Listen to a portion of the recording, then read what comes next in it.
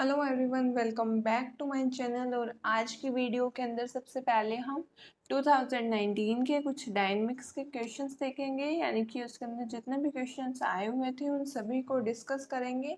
Then उसके बाद हम 2013 के पेपर के कुछ इम्पॉर्टेंट क्वेश्चन किस तरीके से किस टाइप के क्वेश्चंस को डील करते हैं वो देखेंगे। देखो, डायनेमिक्स के मैं अभी एक ही साल के क्वेश्चन करा रही हूँ सो डैट आपको पता लग जाए कि उसमें कितने वास्ट कंसेप्ट्स यूज होंगे, यानी कि ऐसा नहीं है कि 3 या 4 टॉपिक्स पर ही हमेशा क्वेश्चंस आते हो। ठीक है, डायनेमिक्स बट आपको इसलिए करके जानी है क्योंकि फाइनल ईयर में आई थी और आपको काफ़ी कुछ टॉपिक्स याद होंगे। ठीक है, एक बार रिवीजन लेने पर भी आपको याद आ जाएगी। बट स्टैटिक्स क्योंकि किए हुए भी 4 सेमेस्टर हो चुके हैं तो आप बेशक उसे छोड़ सकते हैं। बाकी कई बच्चों का इंटरेस्ट ही स्टैटिक्स डायनेमिक्स में होता है तो उस केस में तो आपको पूरा स्टैटिक्स डायनेमिक्स करके जाना होगा।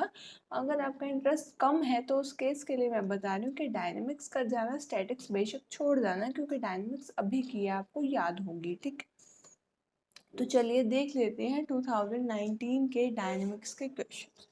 ठीक है, तो ये देखिए 2019 के अंदर 96 to 100 ये क्वेश्चंस आए हुए थे हमारे पास डायनेमिक्स में से। ठीक है, अब देखो सबसे पहला क्वेश्चन इसके अंदर हमारे पास क्या था।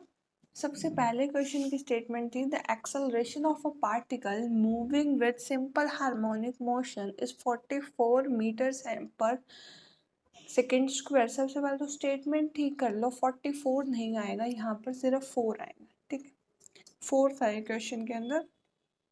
where its distance from the mean position is 1/4 metre. जिन बच्चों ने कर रखा होगा ये वाला चैप्टर पहले सेमेस्टर के अंदर तो उनको पता होगा 96 क्वेश्चन की x की वैल्यू हमारे पास क्या दी हुई है, 1/4 मीटर। ठीक है, दिया हुआ है ना मीन पोजीशन से डिस्टेंस। और आपको पता है म्यू एक्स क्या होता है, एक्सेलरेशन। एक्सेलरेशन कितनी है, 4। तो म्यू की वैल्यू हमारे पास क्या आ गई, 4 अपॉन में एक्स, और एक्स क्या है 1/4, तो म्यू की वैल्यू कितनी आ गई, 60। ठीक है, अब आपको पता है इसके बाद हमें क्या निकालना है, the time of an oscillation. Time किस तरीके से हम निकालते हैं, टाइम हम निकालते हैं 2 पाई अपॉन में अंडर रूट म्यू। ठीक है, 2 पाई अपॉन में अंडर रूट 16 क्या आ जाएगा, 4। 2 पाई अपॉन में 4 क्या आ जाएगा, पाई/2। ध्यान से देखिए, 2 pi upon under root mu is equal to 2 pi. Mu की वैल्यू 16 पुट कर दी हमने, उसके बाद 16 का अंडर रूट 4, और जैसे ही हम देखेंगे 2 को 4 से कैंसिल करके तो हमारे पास आ जाएगा पाई/2। और टाइम है तो टाइम सेकंड्स के अंदर आएगा क्योंकि एक्सेलरेशन मीटर पर सेकंड स्क्वायर में थी तो हमारे पास यहाँ पर भी सेकंड आएगा, तो पाई/2 सेकंड ऑप्शन हमारे पास क्या आ गया, करेक्ट वन। ठीक है, बहुत इजी क्वेश्चन था अगर फॉर्मूला याद हो तो। अब है क्वेश्चन, और ये आपको चैप्टर नंबर आई थिंक वो जो सिंपल हार्मोनिक मोशन वाला चैप्टर उसी के अंदर मिल जाएगा, थर्ड या फोर्थ में से जो भी चैप्टर है, आई थिंक थर्ड है। 97th क्वेश्चन क्या है, a body of mass 50 kg is acted upon by a force of 5 Newton, how long will it take to attain a velocity of 30 meter per second. ठीक है, किस तरीके से करना है हमने इस क्वेश्चन को। Question 97, a body of mass 50 kg, मास कितना है 50 kg, is acted upon by a force of 5 Newton. ये क्या है हमारे पास, force, that is P. How long will it take to attain a velocity of 30 meter per second. ठीक है, सबसे पहले हमें इन्हीं दो का यूज करके निकालना होगा F, एक्सेलरेशन। आपको पता है हमारे पास 5 इज इक्वल टू 50F लिख सकते हो आप। किस तरीके से मैंने लिखा, force is equal to mass into acceleration. ठीक है, F क्या आ गई 1/10। ठीक है, 1/10 आ गई। अब आपको पता है आपके पास रेस्ट से स्टार्ट हुआ था जो बॉडी थी, यानी कि U 0 है और V 30 meter per second. v आपके पास 30 मीटर पर सेकेंड कैसे आ गया, लिखा हुआ है how long will it take to attain a velocity of 30 meter per second, यानी कि फाइनल वेलोसिटी आपके पास 30 मीटर है और आपको टाइम निकालना है, ठीक है। तो आपको पता है v is equal to u plus f t होता है। v क्या है 30, u क्या है 0, f कितना है 1/10 और t आपको निकालना है। t निकालने के लिए 30 इंटू में 10 कर देंगे तो t आपके पास क्या आ जाएगा 300 सेकेंड्स। तो t आपके पास क्या आ गया मिनट्स के अंदर, अगर हम निकालें तो 5 मिनट्स निकालेंगे कैसे, अपॉन में 60 कर, ठीक है। आई होप आपको ये इजीली समझ में आ गया होगा, ठीक है। चैप्टर 5 का ये क्वेश्चन था। आई थिंक आपको ये एज इट इज एग्जाम्पल या फिर फर्स्ट एक्सरसाइज में ये एक्सरसाइज का क्वेश्चन मिल जाएगा, बट है 5.1 का, ये एग्जाम्पल है ये एक्सरसाइज, वो आप लोग देख लेना, ठीक है। अब इसके बाद वर्क वाले चैप्टर का क्वेश्चन है क्वेश्चन 98। क्वेश्चन 98 की अगर हम स्टेटमेंट देखें, स्टेटमेंट के अंदर लिखा है the work done in stretching an elastic string of natural length L naught, natural length ये है, modulus of elasticity lambda to a length L, extended length है ये आपके पास L, क्योंकि उसने कहा है कितना वर्क डन लगेगा जब एक इलास्टिक स्ट्रिंग को स्ट्रेच करते हैं जिसकी नेचुरल लेंथ L नोट है, और कितना स्ट्रेच किया कि उसकी लेंथ जो है L बन गई, तो extended length L, natural length L note, ठीक है। यही चीज़ें जो हमारे पास गिवन है, सबसे पहले हम इसको लिख लेते हैं, यहीं पे मैं आपको बता देती हूँ, इसलिए आपको समझ में आ जाएगा, ठीक है। क्वेश्चन 98 है, नेचुरल लेंथ आपके पास दी हुई है L नॉट और एक्सटेंडेड लेंथ दी हुई है L, ठीक है। सबसे पहले तो इन क्वेश्चंस में हम क्या निकाल लेते हैं, एक्सटेंशन। एक्सटेंशन कितने, extended length minus natural length, ठीक है। उसके बाद अगर हम हुक्स लॉ लगाएं,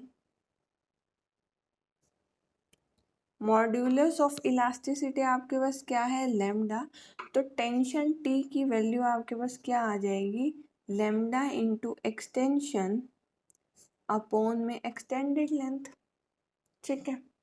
अब आपको निकालना क्या है वर्क डन। वर्क डन का हमारे पास फॉर्मूला होता है half into tension into extension, half into tension T, T की वैल्यू क्या है lambda L minus L naught upon में एल, इंटू एक्सटेंशन कितना है एल माइनस एल नोट, करो प्रोडक्ट इसका लैम्डा अपॉन में 2l, L minus L note का स्क्वायर, ठीक है। ये आपके पास आंसर आ गया वर्क डन का। देखिए अब इसमें जो ऑप्शन कौन सा मिल रहा है, इसमें तो प्लस का है तो एक गलत हो जाएगा, इसमें तो इस तरीके का कुछ है ही नहीं। अगर आप ऑप्शन चेक करके देखें तो सेकंड ऑप्शन आपका क्या आ रहा है करेक्ट, और ऊपर वाले के अंदर भी हमारा 5 मिनट्स आया था तो ए ऑप्शन आ जाएगा करेक्ट। आई होप आपको तीनों क्वेश्चन अच्छे से क्लियर हो के होंगे। वर्क डन निकालना था जब natural length L not the हुई थी और एक्सटेंडेड लेंथ एल दी हुई थी, ठीक है। चलिए अब देख लेते हैं question number 99। Question number 99 projectiles chapter का है। if the time of bullet if the time of flight of a bullet over a horizontal range r is t seconds, then the inclination of the direction of projection to the horizontal is, ठीक है। इस question के अंदर आपको क्या दिया हुआ है, कह रहे हैं कि अगर जो बुलेट की फ्लाइट का जो टाइम है एक हॉरिजॉन्टल रेंज आर के ऊपर वो दिया हुआ है टी सेकेंड्स, कुछ वैल्यू नहीं दी हुई, सब कुछ जनरल टर्म्स दी हुई है। Inclination of the direction of projection निकालना है to the horizontally as it is example, 2 marks के लिए इंपॉर्टेंट भी था डायनेमिक्स की बुक के अंदर। जब आपने डायनेमिक्स किया होगा तो मेरे इंपॉर्टेंट क्वेश्चंस अगर देखे होंगे तो ऑलरेडी मैंने इस क्वेश्चन को सेमेस्टर के लिए भी 2 मार्क्स के लिए इंपॉर्टेंट बता रखे, और इंटरेस्ट में तो आया ही हुआ है, तो कितना इंपॉर्टेंट है आपको पता लग गया होगा। इसीलिए मैंने कहा था एग्जाम्पल को इस तरीके से करना जब करने लगो कि हमें वो एग्जाम्पल्स करने हैं सिर्फ जो पहले आए हुए हैं या तो, या फिर वो आ सकते हैं। बहुत लेंथी क्वेश्चन मत करने बैठ जाना, वो नहीं आते एंट्रेंस के अंदर। अब इस क्वेश्चन की भी अगर आप लेंथ देखोगे तो आने लायक है, ठीक है। तो चलिए क्वेश्चन को स्टार्ट करते हैं। सबसे पहले हम एंगल ऑफ प्रोजेक्शन मान लेंगे अल्फा। सबसे पहले हमने क्या मान लिया, अल्फा मान लिया एंगल ऑफ प्रोजेक्शन। तो आर की हमारे पास वैल्यू होती है 2u² sine alpha cos alpha. यहाँ पे क्या आता है, एंगल ऑफ प्रोजेक्शन अपॉन में जी, ठीक है। और आपको पता है आपके पास देखो फॉर्मूलाज तो ये आपको सारे ही याद करने हैं, क्योंकि पहले भी सेमेस्टर एग्जाम्स दिए होंगे तो आपने याद किए होंगे, और अभी अभी आपने डायनेमिक्स किया है तो आपको याद भी होगा सब कुछ, ठीक है। तो इस तरीके से आपको आर और टी के इसके तो मतलब जितने भी फॉर्मूलाज है ना 8.1 के अंदर, तो सारे ही आपको अच्छे से याद करके जाने, क्योंकि इन पे क्वेश्चंस आते हैं एक या दो, ठीक है। और हमें निकालना क्या है, t² T square by are के लिए क्या हो गया 2u साइन अल्फा अपॉन में जी का होल स्क्वायर, और आर की वैल्यू क्या आ गई 2u² sine alpha cos alpha. Solve करने के बाद क्या आ जाएगा 4u² sine square alpha into में जी इंटू में 2u² sine alpha cos alpha, ठीक है। Cancel out cancel out cancel out, क्या आ गया 2 साइन अल्फा अपॉन में कॉस अल्फा। 2 कैसे आया, इससे कैंसिल आउट करके 2 ही बच गया आपके पास, ठीक है। ये आपके पास क्या आ जाएगा 2 टेंजेंट अल्फा, यानी कि अगर मैं टेंजेंट अल्फा की वैल्यू निकालूं तो t² अपॉन में 2r, और अगर अल्फा की वैल्यू निकालूं तो टेंजेंट इनवर्स t² अपॉन में 2r आ जाएगी मेरे पास वैल्यू, क्लियर। और यही आपको निकालना था इस क्वेश्चन के अंदर, ठीक है। इंक्लिनेशन निकालना था, और इंक्लिनेशन हमने अल्फा से डिनोट किया हुआ था, तो क्या आ गया tangent inverse t² upon 2r। Match करके देखें तो आपके पास थर्ड ऑप्शन आ रहा है करेक्ट वन, ठीक है। चलिए देख लेते हैं अगला क्वेश्चन। नेक्स्ट क्वेश्चन है क्वेश्चन नंबर 100 और चैप्टर नंबर 9 में मिल जाएगा आपको एग्जाम्पल। इसके अंदर आई थिंक 4 मेंशन है तो 4 ही होगा। तो इस क्वेश्चन के अंदर क्या दिया हुआ है, the particle describes the equi angular spiral, ठीक है। आर की वैल्यू मतलब इक्वी एंगुलर स्पाइरल क्या दिया हुआ है, r equal to a into e raise to the power theta cot alpha, ठीक है। Under a force F to the pole then the law of force is, ठीक है। अब इसके अंदर आपको देखो इस तरीके के क्वेश्चन हम सेंट्रल ऑर्बिट चैप्टर के अंदर करते भी थे, जैसे कि 100 क्वेश्चन है आपके पास। आर की वैल्यू सबसे पहले क्या दी हुई है, a e raise to the power theta cot alpha. अब यहाँ पे हम क्या करते थे, आर को 1/u से रिप्लेस करते थे, a e raise to the power theta cot alpha. तो यहाँ से 1 की वैल्यू क्या आ जाएगी, a u e raise to the power theta cot alpha. जैसे ही हम इसको डिफ्रेंशिएट करेंगे विद रिस्पेक्ट टू थीटा, हमें क्या मिलेगा 0 लेफ्ट हैंड साइड, ठीक है। थीटा के रिस्पेक्ट में कर रहे हो, ठीक है।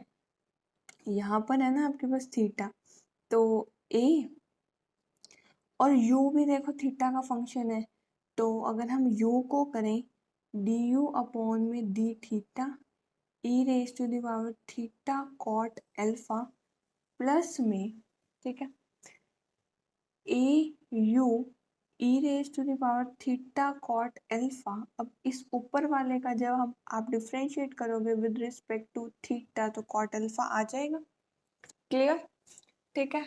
अब इसके बाद आप अगर यहाँ से हम D u by d theta की वैल्यू निकालें, ठीक है, या एक बार के लिए आप अगर यहाँ से जो कॉमन आ रहा है वो कॉमन ले लो, that is a e raise to the power theta cot alpha, अंदर क्या बच जाएगा d u by d theta plus m u cot alpha, ठीक है। कंपेयर करो, ये चीज़ ज़ीरो हो नहीं सकती, तो ये चीज़ जब हम करेंगे ज़ीरो के इक्वल से इक्वेट 0 के इक्वल रखेंगे तो आपके पास ये आ जाएगा। ठीक है, अब आपके पास d u by d theta की वैल्यू आ गई। हमें क्या निकालना है, d square u upon d theta square. Again differentiate करेंगे विद रिस्पेक्ट टू थीटा तो क्या आ जाएगा, minus d u by d theta cot alpha. और आपको पता है d u by d theta की वैल्यू क्या है, यू कॉट एल्फा, और एक कॉट एल्फा साथ में है तो माइनस यू, सॉरी एक माइनस पहले और एक माइनस बाद में आ जाएगा तो यू कॉट स्क्वायर अल्फा। ठीक है, अब आपको पता है कि डिफरेंशियल इक्वेशन क्या होती है, पाथ की curl square u theta square plus m u is equal to f upon m h square u square. ठीक है, ये होती है आपके पास इक्वेशन। ठीक है, अब आपको यहाँ पर ये चीज़ क्लियरली पता है कि इसकी वैल्यू क्या है, इसकी वैल्यू है u cot square alpha plus m u is equal to f upon m h square u square. u common लेंगे तो 1 plus cot square alpha upon equal to m f into h square u square. ठीक है, अब 1 plus cot square क्या होता है, cosecant square. ठीक है, तो f की वैल्यू आपके पास यहाँ पर क्या आ गई, H square u square, you तो क्यूब हो जाएगा, कोसेकेंट स्क्वायर अल्फा। ठीक है, तो f की वैल्यू अगर अगेन r में करें तो ये अपॉन में r3 हो जाएगा। ठीक है, तो यानी कि f जो है इनवर्सली प्रोपोर्शनल टू 1/r³। ठीक है, इस तरीके से होना था ये क्वेश्चन, और इसमें से अगर कंपेयर करें तो करेक्ट आंसर आपका आ जाएगा थर्ड वाला। ठीक है, आई होप आपको ये क्वेश्चन अच्छे से क्लियर हुआ होगा। 96 to 100 5 ही क्वेश्चन आए हुए थे इस पेपर के अंदर। हमारे पास जितने भी क्वेश्चंस जो डायनेमिक्स के थे मैं उन क्वेश्चंस की बात कर रही हूँ। ठीक है, चलिए अब एक बार 2013 के पेपर को गो थ्रू करते हैं और उसमें कुछ इंपॉर्टेंट बातें मैंने आपको बतानी है वो बता देती हूँ। सबसे पहले तो बड़ी प्रॉब्लम है क्या कि बच्चों के पास 2013 के आंसर की नहीं है। एक तो आफत ये आई हुई है, तो 2013 का मैं काफ़ी ज़्यादा आपको पेपर सॉल्व कराऊंगी धीरे धीरे करके। ठीक है, तो आज इसीलिए मैंने 2013 के पेपर को स्टार्ट कर दिया। अगर आप एक बार देखें ध्यान से 2019 का हमारा ऑलमोस्ट काफ़ी सारा पोर्शन जो है कवर हो चुका है। ऐसे ही 2018 का भी, अब मैं 13 पे और साथ में एक पेपर और लूँगी जिस पे ज़्यादा फोकस आपका रहेगा।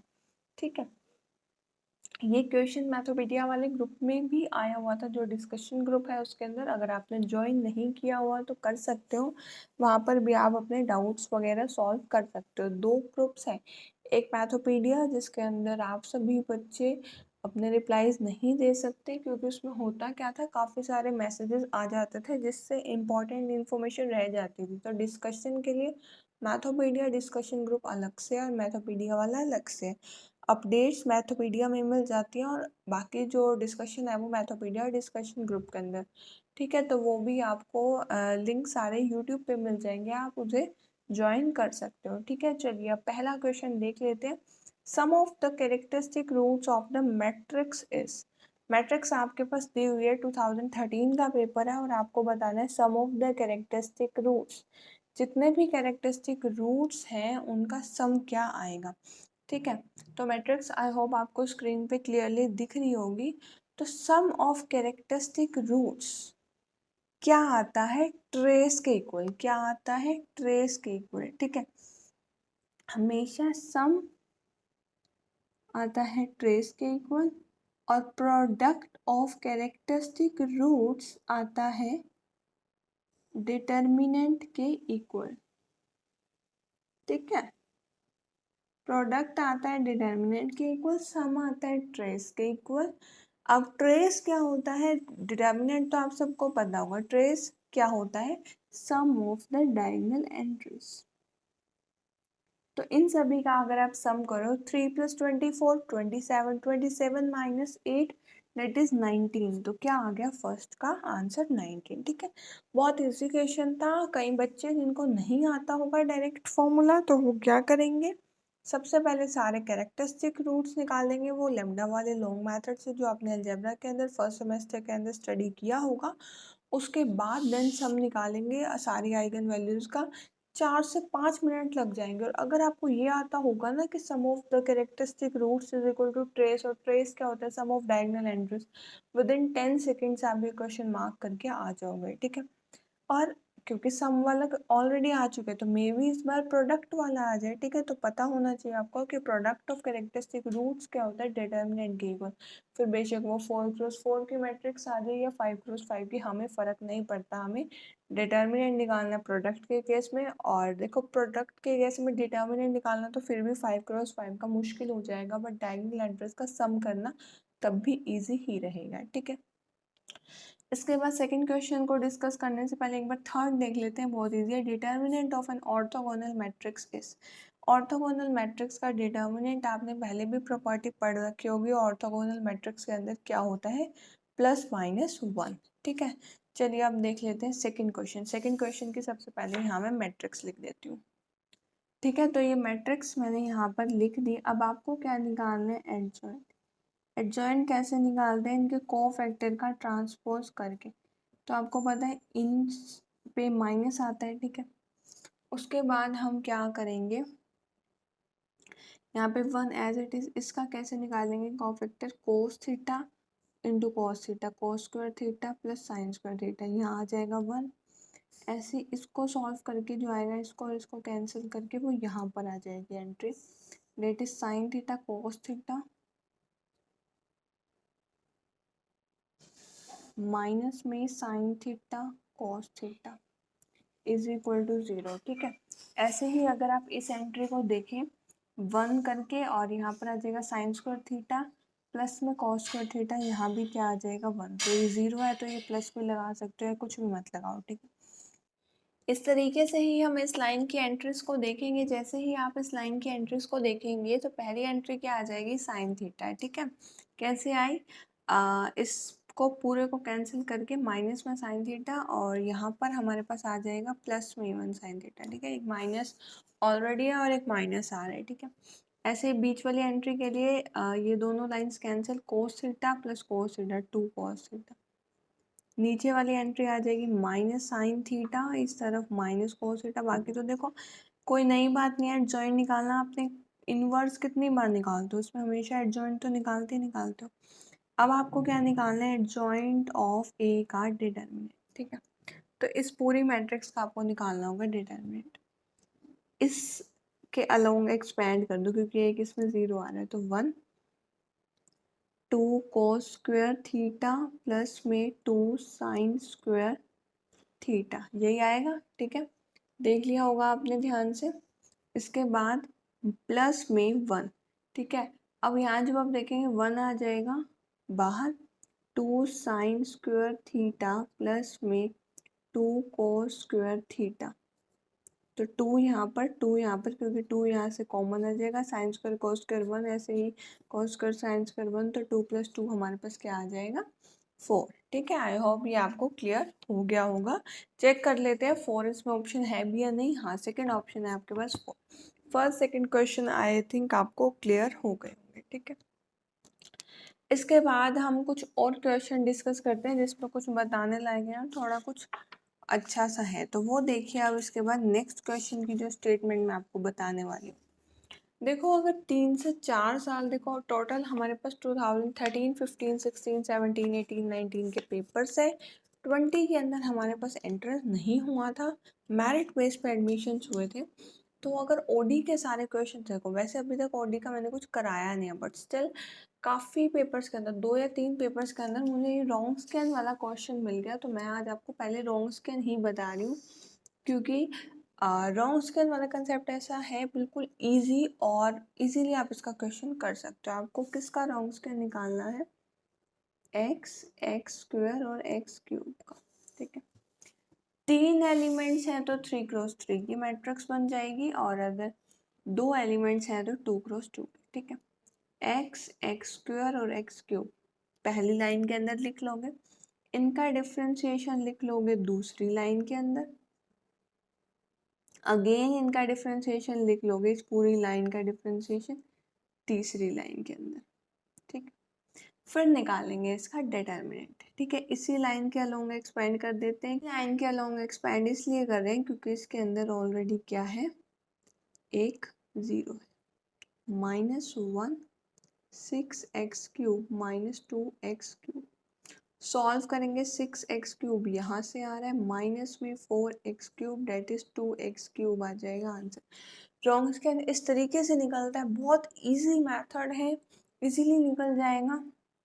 तो इस तरीके के क्वेश्चंस आपको बिल्कुल भी मिस नहीं करने, चाहे आप अप्लाइड कर रहे हैं नहीं। मेरा आज ऑडिट कराने का बिल्कुल भी इंटेंशन नहीं था, बट स्टिल मैंने देखा कि ये क्वेश्चन रॉन्ग स्कैन काफ़ी बार रिपीट है, तो आपको मैं बता दूँ।